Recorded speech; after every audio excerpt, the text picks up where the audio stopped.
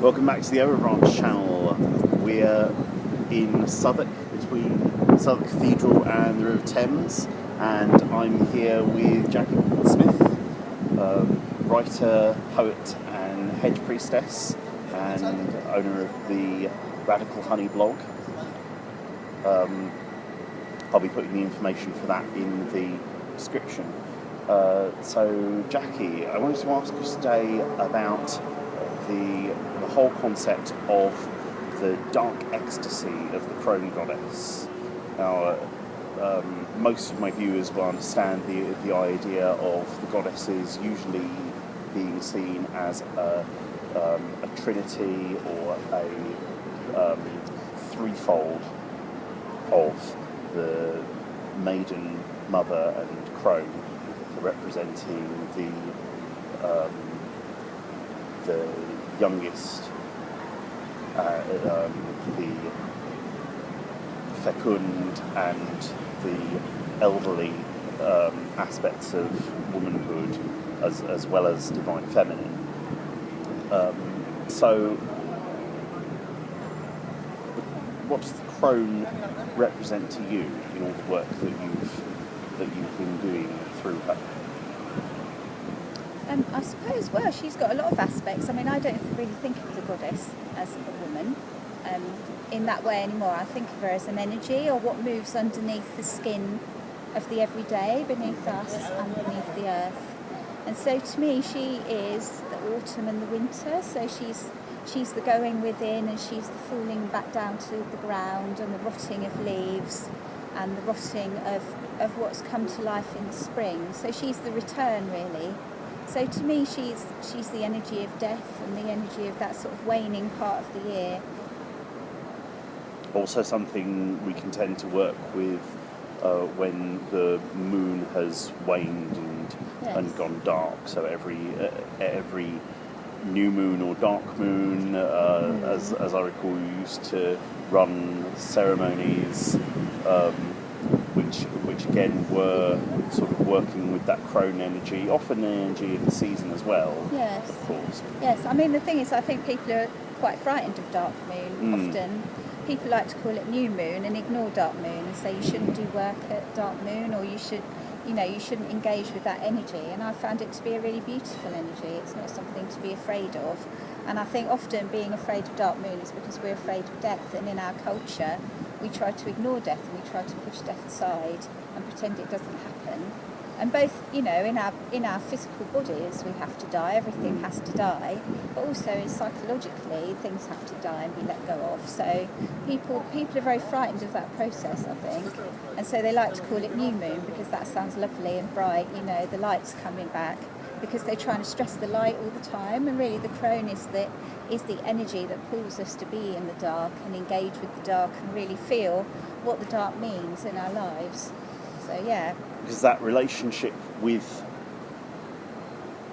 the crone and all of the dark aspects that she conveys, is relating with it is a necessary part of understanding death and loss and ending. And I mean, when we say death, we're not necessarily meaning just the ending of someone's life, even if that's a very important part of it.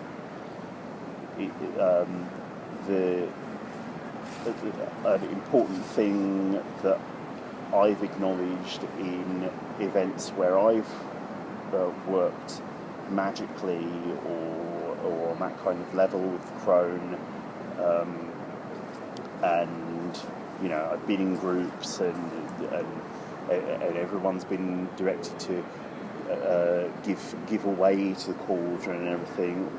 I do find people don't often see what they're getting out. It's very much seen as an alchemical process, but most people, I think, very often just see that the result is being liberated or not tied down by those things that don't serve us, those things that we've given away. But one idea or word that came to me was Dark Ecstasy at one of those times when I worked with her very heavily in Glastonbury. And would you say that's something that speaks to you, that idea of dark ecstasy? Yes, because I think it's everything is a movement, really. It's not like the Crone's the Crone and we let go and that's something that happens. It's a movement and an energy. And so really that energy of letting go is something we struggle with. We are very attached to even the bad things in our lives. We're very attached to them, and the bad behaviours that we have and the bad habits and, people who aren't good for us and things that aren't good for us, memories that we should let go of, that we could let go of. We're very attached to them as part of our identity, and often as part of our reason for not getting on with things that we could be doing, because they're very safe, some of these things. And so when we are able to let go, when the Crone is able to help us to let go, that is ecstasy. That energy, it takes a lot of energy to do that, and a lot of courage and a lot of bravery, and to kind of gather up that energy and then let it go, that is ecstasy. The same as joy, the same as sexual energy, it's the same thing. Yes, I always found there was that, there's been that interesting crossover, as we both know from the concept of the Avalonian Wheel of the Year. The Crone is the opposite to a fourth aspect that they see in that wheel, the Lover, and so being opposite, it's seen that that the two kind of ecstasies that are experienced with both Crone and Lover are very similar. Indeed, it brings me back to the French term le petit mort, or the little death, which of course is their term, one of their euphemisms for orgasm. Yeah, I think it is a very similar energy in a lot of ways. Just we're very frightened of the Crone energy, so we kind of hold back from it. But if we can let go into it and surrender is the word really with her, and it's the word for both sides of that equation, really, isn't it? That tension, between life, sexuality and death, really. But I think because we attach so much stigma to even the term surrender, being that idea of giving up, waving that white flag. Yes. What would you say I or other people need to remember when working with that term, when seeing that we need to surrender? Just, I suppose, that what it is, it's as though we're in a beautiful stream, and the stream's trying to cleanse us and clear us of things and take us downstream to even more beautiful places. And we found a rock, and we're just clinging to the rock, and we won't let it go. And we're clinging and being battered, and we still won't let it go. And our fingers are dug in. To me, surrender is when we decide to let go and just trust. Really, it's about trust. So trust is the word. We're trusting the love of the energy of the Crone and of death. And there is ecstasy in that, but surrender is beautiful. It's not about giving up at all.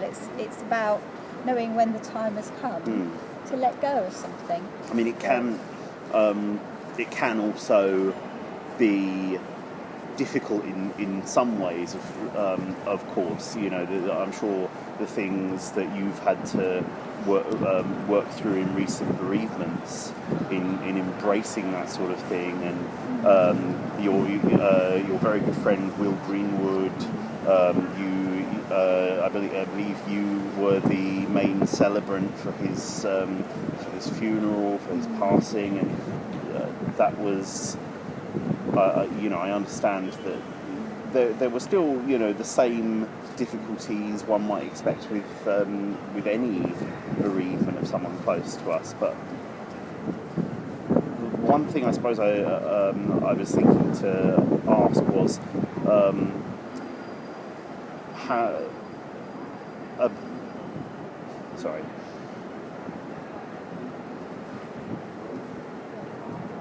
what would you say has been your most recent experience of the Crone and her Dark Ecstasy, and how does that compare with